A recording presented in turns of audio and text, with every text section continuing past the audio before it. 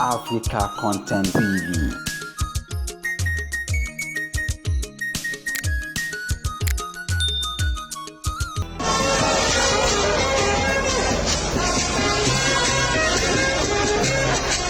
Ẹ káàbọ̀ sórí ìkànnì Africa Content TV níbi tí a ti ń mú ètò àwọn gbajúgbajà àti àwọn olórin òṣèré oríṣiríṣi ayẹyẹ tí ó gbajúgbajà ní orílẹ̀-èdè wa Nàìjíríà àti ní Áfíríkà lápapọ̀.